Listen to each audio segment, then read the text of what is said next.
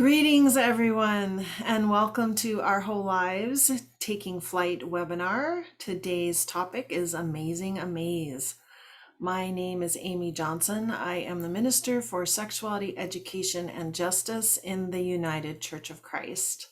I want to let you know that on this Zoom webinar platform, we ask that you introduce yourself in the chat. Let us know who's here today. But if you have any questions, we ask you to please use the Q&A feature. That helps us to be able to moderate those questions so much easier than if they're in the chat. So chat for introductions, Q&A feature for Q&A. Thank you all for joining us today. We're excited to be here. Before I do introductions, I just want to invite us all, in the light of the landscape of how things have shifted since our last Our Whole Lives webinar together, to just simply take a breath together. It can be challenging to take a breath sometimes these days. So I invite you to do that and to know that whenever we are gathered together, the fount of justice, she who is wisdom and strength, is with us here in this space.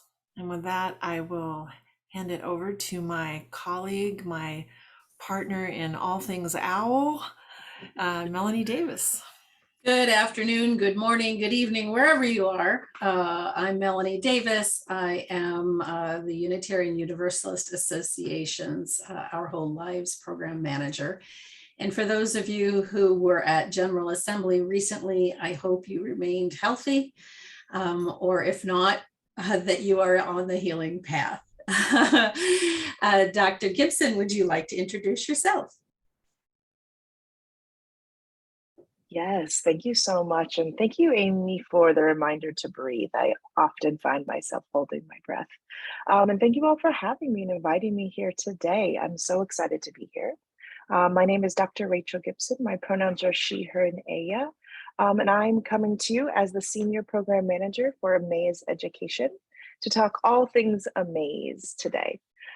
Before we get started, I'll just tell you a little bit about myself. I grew up in a small rural town in Oregon.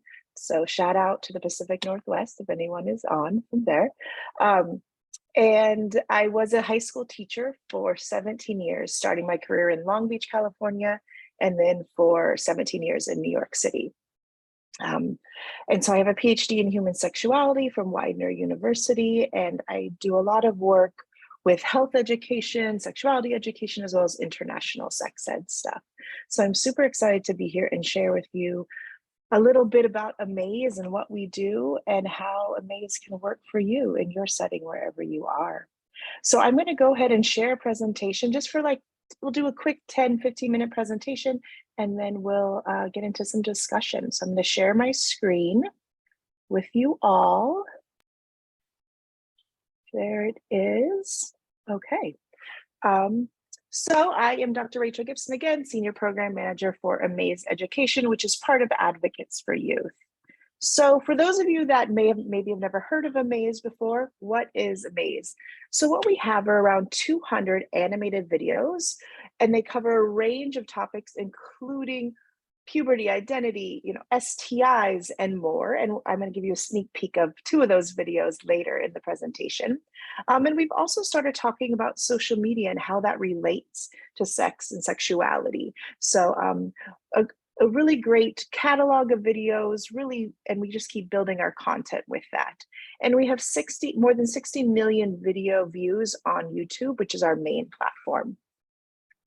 So we have 3 different kind of sections of Amaze, or age groups, right? We have our elementary and secondary videos, which are really for our upper elementary, middle school, and high school students. And then we have our Amaze Junior, which is for our littles, right? Our 4 to 8-year-olds. And then we have Amaze for our parents, families, and caregivers, right? And these are really just to help you as, people that love young people, how to talk to them and guide them through all these challenging conversations. So a little history of Amaze. It launched in the fall of 2016. And the original purpose was for it to be a free online sex ed resource for young people who didn't get sex ed in school. Originally, it had nothing to do with schools, even though today we work and support teachers in schools in using Amaze videos.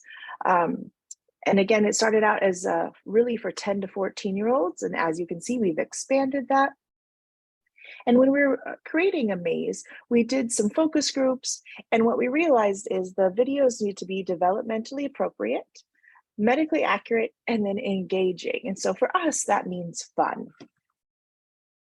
And so since the launch, we've had, again, more than 60 million views on YouTube. We have over 176, almost 200 videos. And we have a whole bunch of platforms: YouTube, Twitter, IG, Facebook. We have our website. We're hoping to get onto the TikTok soon. And then our top 3 videos that are most watched continuously throughout the history of Amaze is our masturbation video, as well as our puberty videos. And so I get a lot of questions when I meet folks, like, who creates Amaze? What happens? And so Amaze, when it first started, was a partnership with several organizations. And now we partner throughout the world with different organizations to create the videos. And people often ask me, where do they start? So the Amaze videos start with our youth ambassadors. And in order to create content, we first go to our young people and we ask them, what do you want to know about? What are the trending topics in your communities, in your circles? What do you have questions about? And how can Amaze support your learning? And so it really starts with our young people, and they develop the topics and the concepts, and then we go from there. We work on writing some briefs, some information. We consult with experts in the field. And then what I do is I work with an animator to build out the videos that you see. And then depending on the video, we share with experts to make sure that we're being medically accurate, appropriate, based on the topics that the video is. And so then, like I said before, we also have our international division. And so this is really exciting. Globally, we have translated over 170 videos for Amaze in more than 10 languages. And so we kind of do this 2 ways. Sometimes there's organizations that reach out to us and they simply want to translate a video that we have into their language. And so we do that, but sometimes we create brand new videos specific to that region that may not have a cultural context here domestically at home. So we have a wide range of videos. So if anyone's tuning in internationally, I offer that you look at our website and see what might be helpful. And as you can see, we also have a large group of folks in Latin America. And so if you do have Spanish speakers, that is another great way to use Amaze videos for your population of young people if they speak other languages besides English, Spanish, or another language. So all of our videos are on our YouTube channel, and that's how Amaze really started, being for YouTube directly for young people. But as we started building the program, we realized that educators and parents needed more. So we have our website, and on our website, amaze.org, you find a ton of different resources. So in our educators page, you'll have things, letters to send home to parents, and playlists that you might want to send for remote learning, recordings of different videos. We have educator talks that we do. And so these are really just resources for teachers to use in the classroom to kind of build a robust curriculum. And then we also have our toolkits, which is 2 to 3 videos in combination with lesson plans and discussion guides for folks to use to supplement their curriculum. And then for our caregivers and our families and parents, we have all these guides to help you out with talking about porn, having the talks, which videos are appropriate for your young person, right? And then we also have Kahoot that just launched last month. For those of you that might not have used Kahoot before, Kahoot is a quiz game that young people can go on and play quizzes about all types of topics, and then often teachers use them in their classrooms. So we're now a featured partner with Kahoot, and you can go onto our Kahoot landing page and we have all these different Kahoot quizzes that go with our videos. So you can check those out, and those will be on our website as well.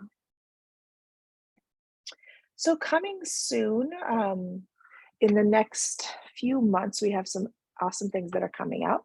We're going to have some new toolkits, one on digital literacy, which is so important for our young people now. We have one coming up about sexual decision making, and then a third about reproductive justice. So stay tuned for those. We also have our annual conference coming up November 1st through 3rd, which is going to be very exciting. We have some really amazing speakers that I can't share just yet, but stay tuned for more information about that. And then I'm going to give you a sneak peek about one of our videos that is coming out next week. So it'll be seen here first.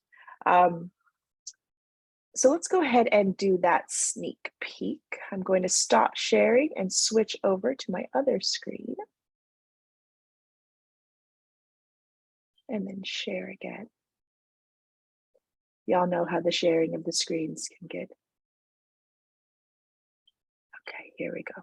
So this is a video that actually launches next week. So again, you all are the first to see it, and it's about using social media in positive ways.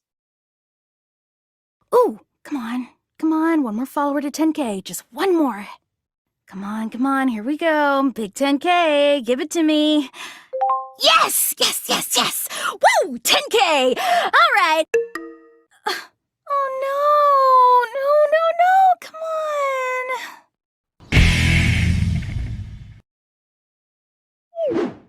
Being connected to your friends, family, and everyone else on social media can be awesome. It can feel great when we get likes and views, but sometimes social media can make us feel stressed, sad, jealous, lonely, and like everyone else is better than us or having more fun.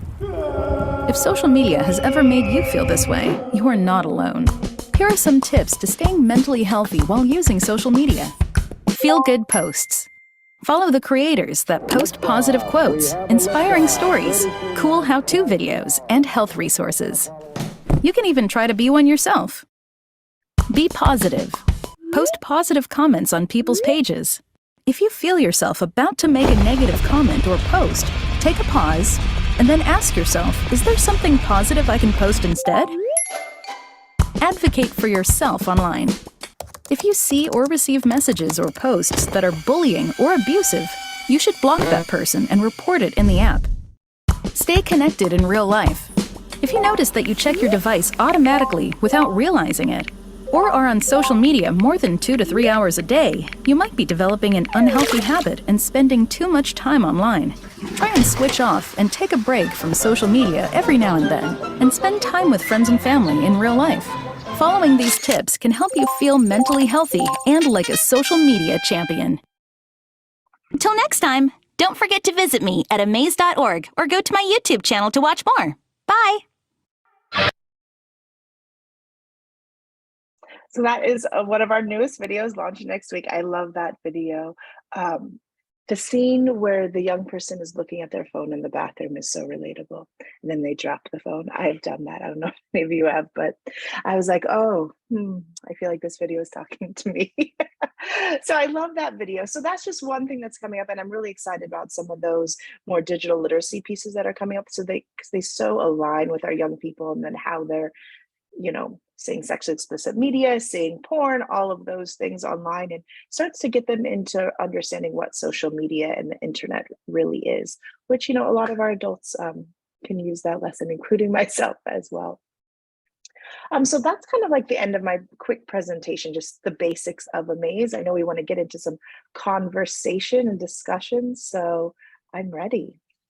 Yeah, thank you so much, Rachel. I want to say that we really point people toward Amaze as a resource a lot of times. And even though it isn't, part of the OWL curriculum, we often get people asking us questions about other resources. And your material is definitely material that we feel comfortable saying, if you need supplemental things, please, consider this a vetted source, if you will.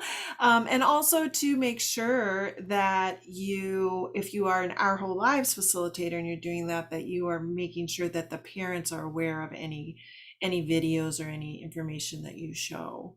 We do have one of your videos, though, I think, as a resource in our new K1 parent orientation. So, Oh, exciting. yeah. So I think that, I would say that we kind of sing the same music, that we want material that is developmentally appropriate, that is not afraid to tackle controversial topics, that is medically accurate, that's fact-based, that talks about feelings, that leans toward healthy decision making and those kind of things. So we're very appreciative to know that your material is out there. Melanie, did you want to add anything? I was fascinated by the three top sellers, if you will: masturbation and puberty. And it brought to mind last week, there's a sex therapist, Lex James. Yes, Dr. Lex. Yeah. Another Widener person, same as me. Yes. But Lex got a post removed because she had posted something that was sort of teaching your children about sex positive, you get to touch and that it's natural, it's okay, right?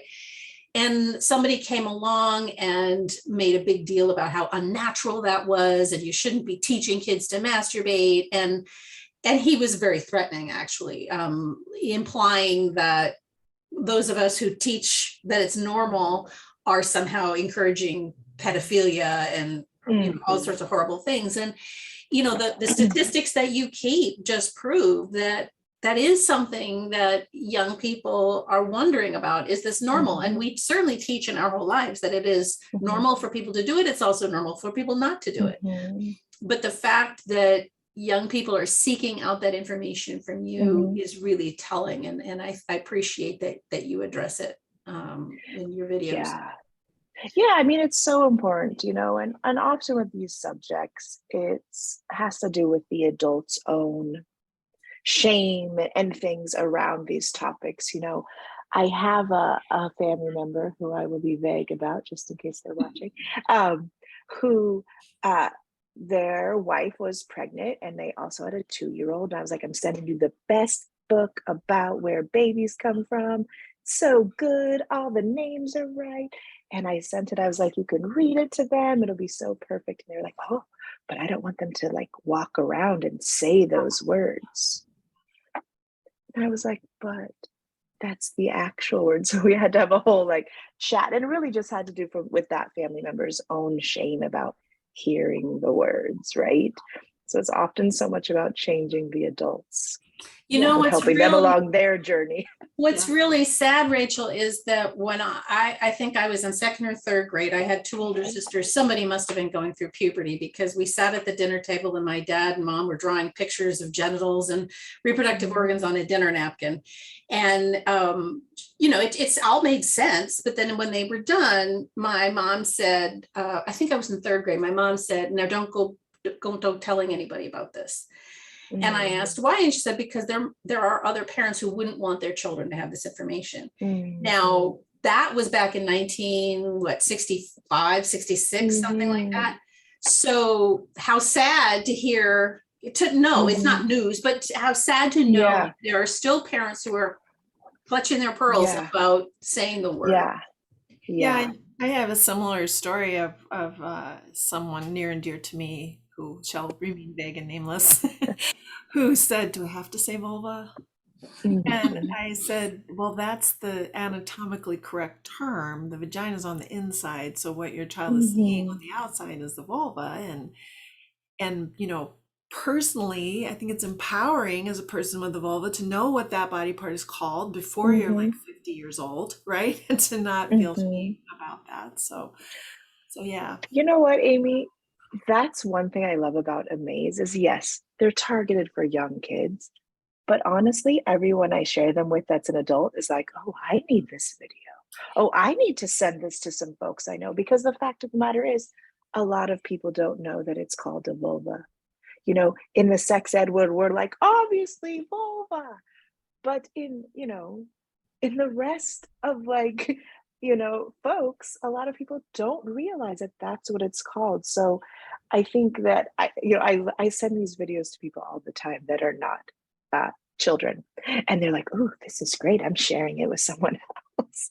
And that's because they're welcoming, they're funny, they're not shaming that you didn't know the information, right? Everyone's on their own journey of learning, and that's okay. Watch this funny video, and And they're vulva is a thing. diverse. I love the fact Yes. that your animated characters are gender Yeah. diverse and racially diverse, and all different Yeah. purple colors, blues, and all these things. Kind of like Cory Yeah. Silverberg's.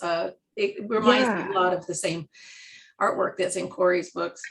So Yeah, and one of the great things we do with our international partners is we can actually change, if we have a video and we want to change it for the context, we can change like the people who are in the video to match the national, Nice. the context of that international country, whatever it might be. And so that's something that we work hard with our animator to make sure in every video there's multiple types of bodies and abilities, and it's it's really important to us. So we really work to make sure that that happens. yeah, and that's something that we're working on diligently with our whole lives and Mhm. with the written material and the stuff that Mhm. we're Yeah. creating of ability justice and gender justice and racial Yeah. justice women Right. woven through. So we're getting Yeah. some questions Oh, in, yay. in the chat Question. and the Q&A. Yes. One of the questions is, what is a sort of appropriate way to use this material if you're an Our Whole Lives facilitator? And I'll take a stab at that, and then Melanie, if you want to chime in. I want to say, especially like what you were saying, Rachel, about how parents need information. And a lot of times I know when I have been an Our Whole Lives facilitator, or I hear from other facilitators, that parents are saying, what about, our kids are getting this amazing education that we didn't get. And so we have lots of opportunities for that now. We have a great parents and sexuality educators curriculum or small group ministry. We have some under your wing videos that we've done. They're not nearly as cute as yours, but they are informative. But we also, I think this is one thing that you can do with parents, is to point them to the Amaze site and say, here is some great information that sings the all values, that if you need information about these topics, so you feel like you're not behind the eight ball, in understanding what's going on with some of these topics, then here's some ways for you to learn as well. And then it's also something that is that I feel comfortable providing as a resource to preteens and teens. Like, this is a place that you can go on the internet to get your questions answered and to learn about sexuality that isn't going to be porn or something that you didn't mean to find. So I'm going to say that. I'm going to also just remind you, if you do have a question, if you could please put that in the Q&A. That's so much easier for us to be able to moderate that. There's a higher chance you'll get your question answered if it's in the Q&A than if it's in the chat. Melanie? To what Amy said, I would say also, so often we do recommend various books within different levels of the OWL curriculum for at-home use. And I think folks can use this, not only parents to educate themselves, but also to watch as a family. Here's a video. You asked about this the other day and I didn't have an answer, but let's watch this together. So a family viewing can happen. The other thing is that when congregations aren't able to have an Our Whole Lives program, maybe there aren't enough young people, or it's an off year, you don't have any facilitators who are trained.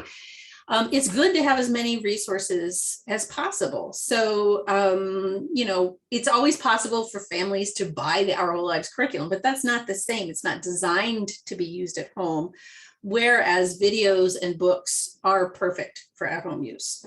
So absolutely, as Amy said, it's a trusted resource. And again, you would say to parents, this isn't part of Our Whole Lives, but it's in the same vein, or as Amy said, the same kind of music. And it certainly fits in with the OWL values of self-worth, responsibility, sexual health, justice, and inclusivity. Those are our values. And even though they're not stated for Amaze, I think that they all work together. So, so Mark, I see your question. I'm going to go ahead and ask it here, which is, I think it's to you, Rachel, about have you ever considered including non-animated videos? He says, I find it difficult sometimes to find age-appropriate resources depicting real people, which may be useful for body image topics. Yeah, thank you so much for that question, Mark. Actually, we have had discussion about it, especially for our use for folks with intellectual and developmental disabilities. Sometimes the cartoon, right, is not as effective, right, with that population. So the challenge with that is then here in the United States is the legality of that and kind of where that goes, right? If you are looking for real people in videos, there's some great stuff out of the Netherlands and the UK that you could look at. But again, I would caution folks with that just because of the legality and especially in our current climate, right, when a lot of sex educators are being labeled as groomers or these type of things that we know are not true, but because of the overall societal view about sexuality and fear behind that, I would caution folks to use real people. I don't know if Melanie, if you have more to say on that, but that's kind of my thought about it. We just went through that process working with an artist to create new illustrations for L1012 and also LK1 for the revisions. And going back and forth and trying to find realistic images of 6-year-olds, that's a challenge, because even just having it, if you're in some states, or if you're on a work computer or something, and you're looking for children's bodies, it's a really unhealthy climate that we're in right now. Yeah. But saying that, we all want to protect children too. Exactly. I think the other issue with looking for body type specific video, that can lead to labeling and otherizing. So it's kind of like, look at those kids who look like that. That's what that kind of body looks like. And so the more we can just show different types of bodies and different colors of skin and different types of abilities in doing normal stuff, as aside from labeling these types of bodies and aren't they beautiful? Well, they're just beautiful because they're just there. Yeah, I think when we talk about being inclusivity, we don't need to be like, we're inclusive, look at our jazz hands, sparklers, look what we've done. That's not what we want to do, right? It's just, this is what happens because this is how bodies and people appear in the world. We don't need to make a to-do of it. Normalizing is everyone is all over the place. And I think sometimes folks lead astray with the othering, like you were saying, of being like, look at how inclusive I am. Here's my one picture of this person, right? Where if we just do it naturally as people appear in the world, there it is. Okay, somebody's wanting to know if you have any job openings. That's really cute. To follow up with you later on that, Rachel. Amaze.org, advocatesforyouth.org. Yeah, there you go. But there, to that point though, there might be how if people have youth in their program who want to be ambassadors for you, how might young people get involved with that?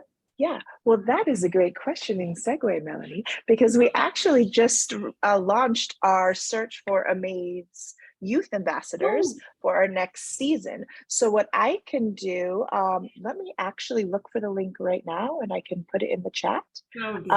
So that's exciting. We're starting our Teacher Ambassador Program in August. We've already got folks for that, but it'll start again next spring. So folks can look out for that on the website. And if you go to our if you go to our website and sign up for the newsletter, you'll kind of see when that is coming up. But the Amaze Youth Ambassadors are being launched now. So let me find we where could that maybe is. put this link in the OWL newsletter that everybody here will get Yes. in the workshop. Yeah, that So actually we might actually be better. we'll get it. We'll send out a follow-up email to Perfect. anyone who registered. However, I will tell you that if you registered and you did not click that it was okay for you to receive emails and texts from the UCC, then you won't get it. So if you need the follow-up resources and you don't receive that probably later this week, then you can reach out to me and I can get that to you. And Amy is at owl@ucc.org. Right. Yeah. And I also, as we're talking about this and talking about those things that are challenging right now in our climate, I think it's really important for us, as much as we are able, for those of us who are still able, to normalize and speak out and be loud about what we are teaching and are able to teach. That's great. Of course, we would never want to put anybody in any danger. I'm not suggesting that that anyone in a state where it's illegal to teach things teaches that's not what we're suggesting. But if you are able and you are somewhere where comprehensive sexuality education is still something that you are able to do it loudly, do it proudly, and particularly if you're associated with the faith community, I think that it's particularly important right now, particularly Christian faith communities, to speak loudly to that particular point. I think that's an important call for us at this moment in history. Were you able to find the link, Rachel? The link is actually not on our website yet, so I will send that information to you all to share out. And you can all share, you can share the info at amaze.org email address, and folks can go to that for more info as well. Yeah. Ooh, and I'm about to sneeze. Excuse me. Somebody's asking how old youth ambassadors are. I saw on your little sheet that there was some like at least one 10-year-old and then some teens. Yeah, there, I believe 10, it starts as young as 10, and then, upper 16, 17. Yeah, it kind of depends who applies, but yeah, we do have young people as young as 10, which is awesome. I love that you have like puberty ambassadors. I do some other work with an organization out here in Seattle around puberty, and I think that's fantastic. So as we're talking about this and we're talking about the climate, I think this is a good segue into another piece that I really wanted to talk about today. And it started when actually I do get your newsletter, and I saw something that you all had sent out about a real attack that you had received. Mm-hmm. And how you were weathering it, and you had gotten a lot of support. And I just was hoping you would be able to speak to that a little bit, and about how you handle some of being a public facing sexuality education organization right now. And for those of us who may not be familiar with routinely getting, some of us are familiar, unfortunately, but those of us on the call who maybe aren't, about receiving those kinds of attacks and what some strategies might be to handle them. Yeah, thank you.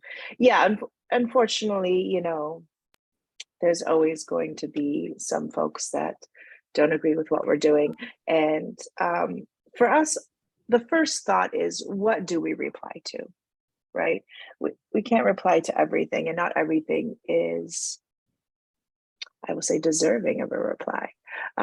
So it's deciding what we're going to reply to and what we're not going to reply to.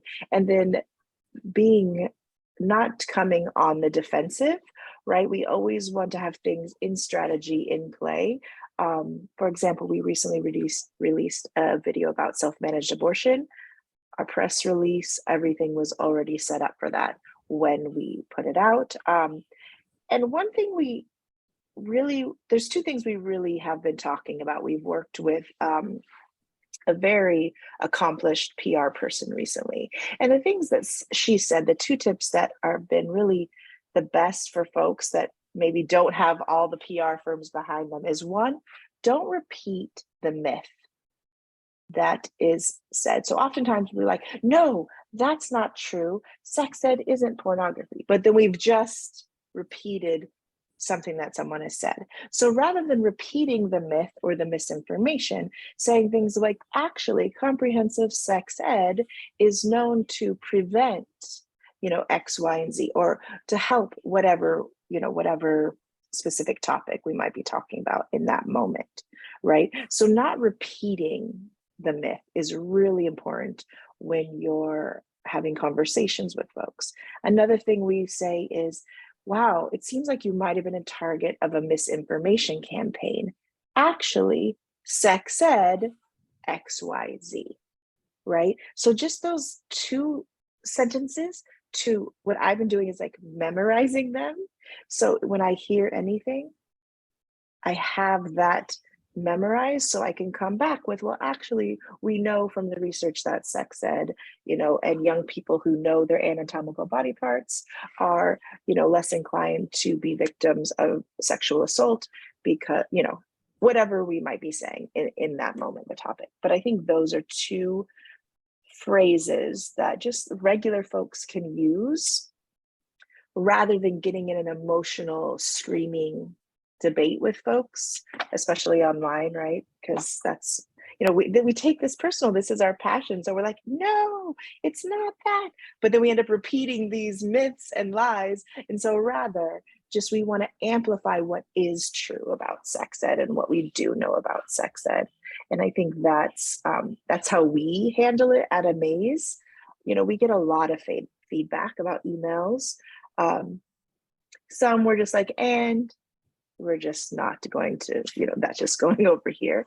But then we also have some really great feedback from folks like, hey, this is what's happening in my family. And, I love this video and I wish it also included this, right? So, as one of the people that leads the content development, I take all of those emails and I have an archive of, okay, what do we need to add? Who are we maybe not including? Who else needs to be at this table in these conversations?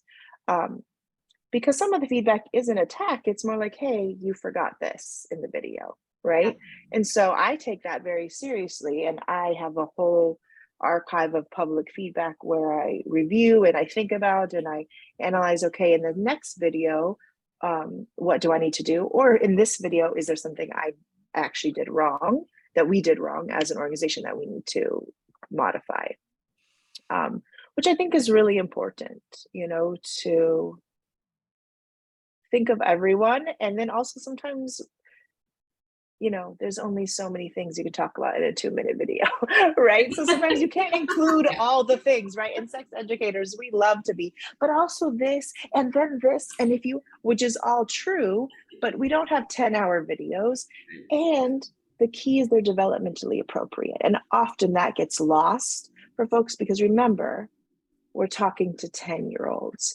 And if we, 10 to 14-year-olds, and they're very concrete, they need an answer. And if we do too much, and also this and that and the third, it can be confusing. So what we want to do is create more content that covers all of the things rather than overload in a 2-minute video where it's just going to get lost and maybe not be as useful for the young person.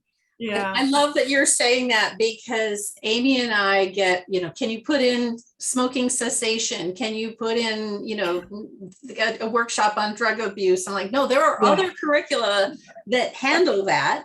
Yeah. And with the K1 curriculum, it's like, can you tell this story about how children are conceived, or can you tell that story? Mm-hmm. And we can't tell them all because it's a short curriculum for kindergartners. Yeah. So, I'm glad that you said that. I think also the use of developmentally appropriate is so important, because sometimes when we say we're sexuality educators and we work lifespan, they forget about the adults and they think, oh, you're only talking about intercourse with kindergartners. Well, in a very basic sense, bodies, sperm, egg, uteruses, sure. But we're not teaching, we never at any level teach techniques. Exactly. There are misperceptions. And one of the things that I think whenever we get inquiries about, do we really need to send our people to training? Can't they just use the curriculum? Exactly what you're saying about media misperceptions, and that training helps facilitators feel grounded, that they have some training, not a lot of training, but they have enough training to give them a solid footing on what the facts are about the curriculum, to speak confidently about that. And they have Amy and me as resources, and they have the email lists that they can use. So facilitators who have been trained are not operating in a vacuum. They are within a community that can support them if the trolls come at them, if people in their own congregations or churches are concerned about the work that they're doing. Yeah, I think it's so important, especially because I think we're going to see this exacerbated in the coming months and years, is that there's so much disparity around what kind of sexuality education people get. I mean, yesterday I was asked, well, like, what, like, why is it important for faith communities to offer this when kids are getting it at home and school? And I was like, well, back up, because first of all, Are they? yeah, that's a presumption that I would argue with in a lot of cases. And second of all, it absolutely belongs in the church. We're faith communities. We talk about bodies and relationships. In Christianity, we're an incarnate faith. We need to talk about bodies and relationships and how to take care of both of those things. So I can preach on that, so I'll just stop there. I also wanted to go back to thanking you for those tips about how to handle when people are saying things. I know that I have developed a pretty honed in sense of when this email is actually asking for a conversation and when it's just asking for an argument. And I am not going to argue with somebody over email or online. If somebody actually wants to talk to me about it, that's a different situation. I'm happy to have conversations with people, but I can't change everybody's mind, but there's a place where it's just not productive to try to have a conversation with someone who's really not interested in having a conversation. Yeah. So I think and on a personal level, oh, sorry, go ahead. I was just gonna say that pause, on that video, that like pause before you send, like that's a good tip for grownups too. Exactly. I will not reply. I need to wait 24, 48 hours sometimes to really just have my feelings, right? It's okay to have feelings if someone's coming at me, right? So, but I can have those feelings and take a breath and allow all like the physical things that happen in my body when someone, my stomach is like, and then I can be calmer and breathe and be like, okay, now do I need to respond? And if so, how do I respond in not a way that's like attacking someone? Because attacking someone you attack someone, they're not going to be like, oh, you're right. Like that's not how it works, which is kind of where we've gotten to, right? Like on electronically, like giving someone an attackful speech and a whole dissertation online, that's not going to be productive, right? And I want to be productive. So I like that pause, breathe, deal with my feelings, make a decision if I'm replying or not, and then what reply is it going to be? Is it going to be my generic, thank you so much for your feedback and reaching out? I have that generic reply, which is sometimes the only reply I can give. And other times where I'm like, wow, thank you. I hadn't thought of that. And, I will amplify that and we can make it, depending on what it is. So remembering your people is so important. So Amy and I are available to serve as media spokespeople. So for folks who are listening to this webinar, if you get a call from your local newspaper or a regional newspaper or magazine or TV, whatever, it's not that Amy and I need the media attention. It's that we want to take the heat off of you, and that we are able to speak for the national organizations that publish Our Whole Lives. You should not feel that you are responsible to defend the curriculum in any way. That's our jobs. So feel free to refer folks to us if you have any media inquiries.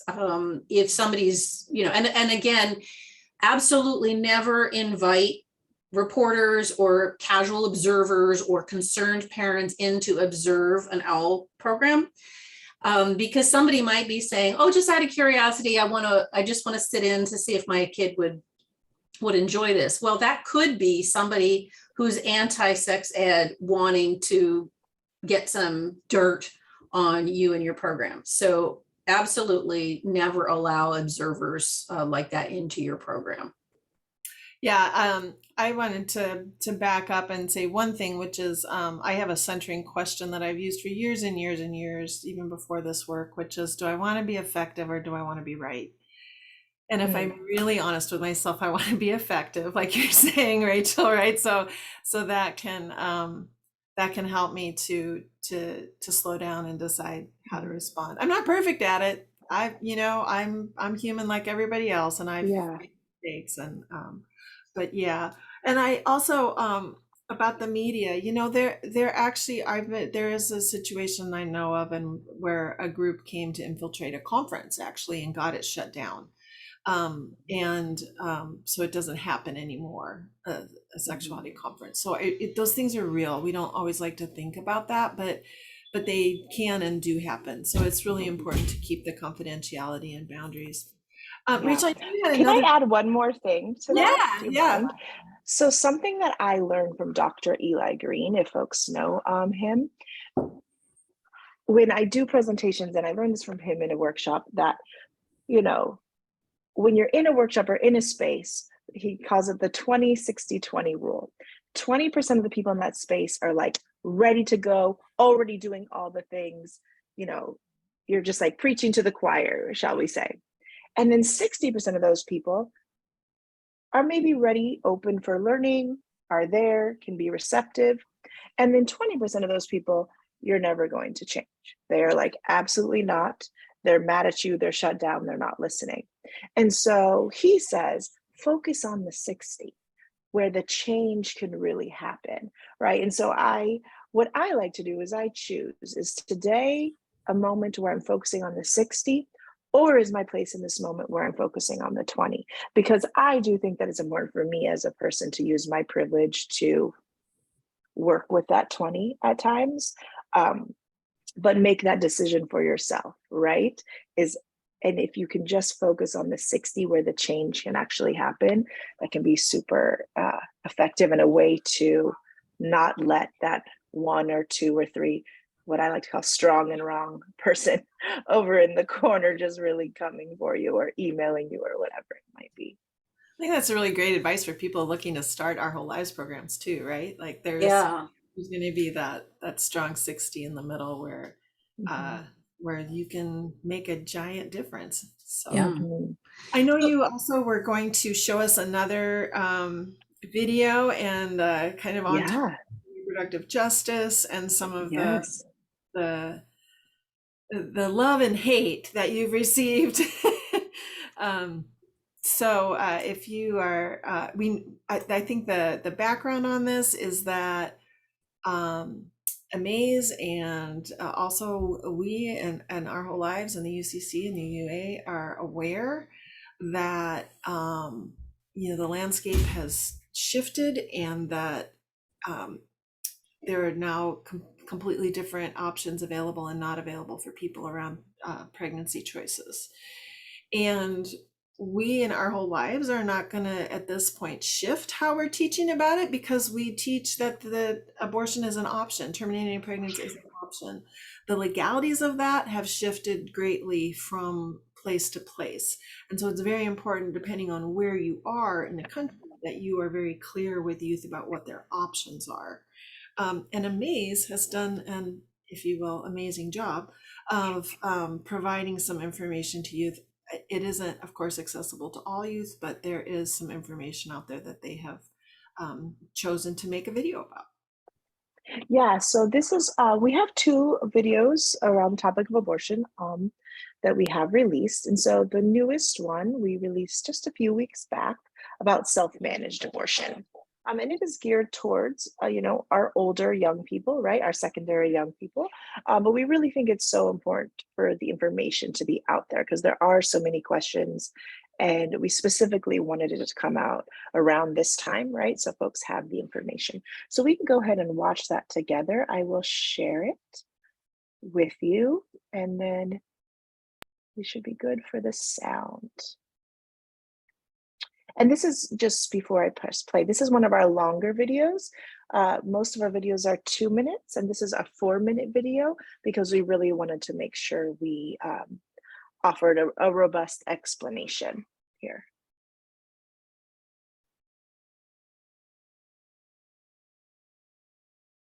Hi folks, it's me, Sam. It's great to see you again. Today we're going to dive back into talking about a pretty big topic. What is this topic, you might ask? Well, we're going to be talking about abortion. And you might have noticed it's in the news a lot these days. There's a lot of information about different ways to end a pregnancy and the laws about that. And guess what? It's totally normal to be really curious and have some big questions. I'm here to help with some answers. So let's go! Today, the two specific things we're going to be talking about are medication abortion and self-managed abortion. One of the ways a person can choose to end a pregnancy is with what's called a medication abortion. With a medication abortion, people use pills to end the pregnancy. People might make this choice when they don't want to be pregnant, or when the pregnancy is not healthy or safe. A medication abortion can be started at a healthcare clinic, a doctor's office, or at home, or even a combination of these places. And it's important to remember, this process is most effective in the early stages of pregnancy. So how does this actually work, you might be wondering? Well, to start, a doctor usually prescribes 2 different medications. The pills are called mifepristone and misoprostol. I know, a little hard to pronounce, right? Some doctors might just prescribe misoprostol. The medicines work by stopping the pregnancy from growing and then causing cramping and bleeding to empty the contents of the uterus through the vagina. For some people, this might feel like a very heavy period. For others, it will be an intense experience with intense cramping. Another type of medication abortion is called a self-managed abortion. What's that, you ask? Well, it works like this. Remember those pills we were just talking about? Mifepristone and misoprostol? With a self-managed abortion, a person gets either both of these pills or just misoprostol alone, which can be just as effective, without the help of a medical provider or health clinic. People find information like the name of the medication and the specific dosage from trusted sources like the World Health Organization and at abortionpillinfo.org.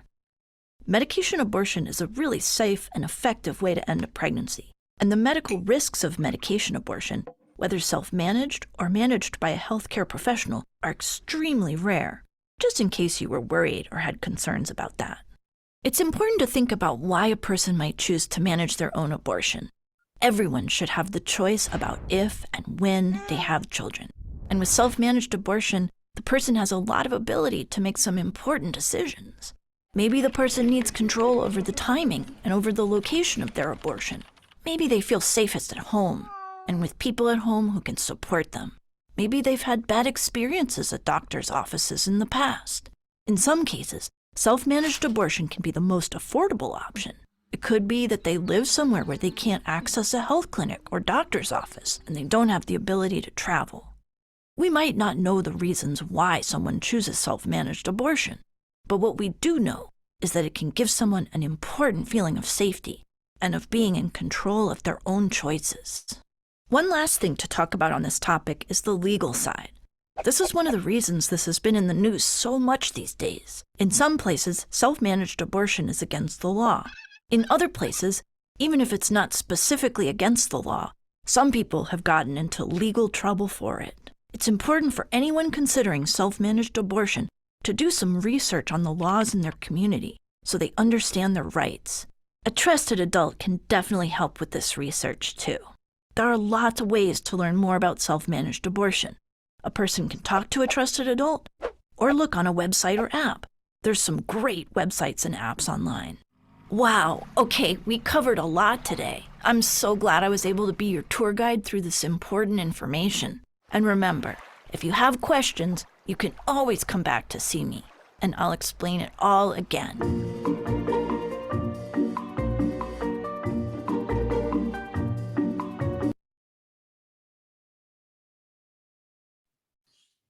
Thank you for sharing that. Yeah. One of the things that there are a lot of media stories about getting rid of your period apps and not using a traceable credit card and not using a traceable search engine. What would you advise for congregations and churches that want to be supportive without actually saying, because we would not want someone to drive a young person to an abortion clinic, right? So, our facilitators cannot be in a position of counseling anybody. But would it be reasonable for them to provide a non-traceable device so young people could do their own research? I think that varies based on organization, to be honest. And I think that is reasonable for some organizations, for them to do their own research, even if you have the non-traceable device in your community center or in a health resource room or a specific place where there's all kinds of health information. I think that is really important to look through and go through. I do believe that also a lot of the apps are quickly making their data non-traceable. Because of that in mind, I've actually received on my own period app a notice about switch to, secret mode or something they're calling it. So I think that is based on organization, but I do think that's one way to support young people is providing that device. Also, they may not have the technology to know how to do that on their own. I don't know, some young people they know more technology than we do. However, I think that whatever a group or community feels is best, they should do. Yeah, and I would just say to check the legalities of that. If you have the ability to, through your faith community, or contact a reproductive justice legal hotline and ask about that. If you're wanting to do that, I know that there are many people who are wanting to find ways to do that. So our advice would be to make sure that you know what the liabilities are and that you're not putting your congregation at risk by doing that, not putting your church at risk, but that you are going in with an open mind and aware of what the consequences are when you make a decision. There was a question as to whether there are any states where churches and congregations cannot talk about abortion, and to my knowledge, no. But the climate that we're in is a shifting sand. So as Amy mentioned earlier, we all have to be aware of what the laws are in our own states, jurisdictions. And if you don't mind, can I share my screen again quickly? I want to show, so of all Amaze videos, there's a more info section. And we have linked a bunch of vetted resources here for folks. So these are all linkable. And even those resources that were in the video, they're all real resources. So if you need more information about the legal aspects in your area, these are all vetted resources that you can find and look at. So just wanted to throw that out there for folks. Thank you. And the question was actually about if it's illegal to teach comprehensive sexuality education. So not to my knowledge yet, but again, I would check in your state what the nuances are around that, and know them, so that if you are teaching it and somebody says you can't, and it's actually not true that you can't, that you can say, actually, it sounds like you've been the target of a misinformation campaign. Yes, I like that. I like it. I just learned that. So that you can say what the facts are. I think that it's important for you to know what is going on in your state right now. And then we have one other question I wanted to get to, because we are at the top of the hour, and I think it might be a good way for us to end, which is, could you talk a little bit about the conference? Could you say a little bit more about the conference? Yes. Is that online or in person? Yeah, so it's going to be an online conference on November 1st through 3rd. I can't do a spoiler of the speakers just yet, but they are going to be very exciting, and we're doing it a little different than we did last year. If you've joined us before, we really wanted to make sure we're engaging our participants, so we're going to have talks as well as interactive sessions. We always give things away, so that will be fun. And so it is in November, and we're going to start doing registration probably in the early fall. And again, sign up for our newsletter. You'll get more information about that. You'll start seeing it in an email. Not too many emails, don't worry. We won't spam you, but we will send it out there. So it's going to be very exciting. And it's, the conference this year is really going to focus on navigating challenging times in sex ed, right? It's a challenging time in education in general, but in addition in sexuality education. So we're really going to focus on giving folks tangible tools on how to work through some of these challenges. So you can look forward to that. I'm very excited about it and some of our speakers.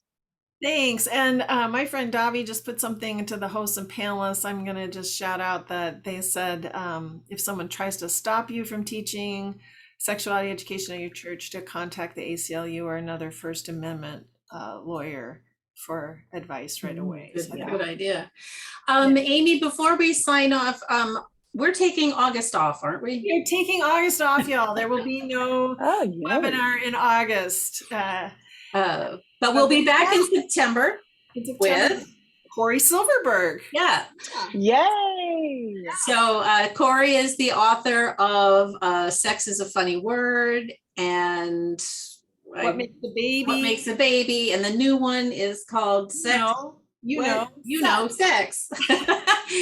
Rachel, thank you so much for being our guest today. You gave wonderful information, and I'm so glad that even for people who were already familiar with Amaze, I know I learned a lot more about your resources, and would love to learn more actually about your international resources another time. So thank you so much for being here. Yes. Well, thank you so much for having me. It was great chatting with you all. And if anyone has any questions, info@amaze.org or rachel.gibson@amaze.org. My name is spelled Rachael. And we can always chat, and I look forward to seeing everyone in November for our conference. Take care, everybody. Bye now. Bye. Have a great day.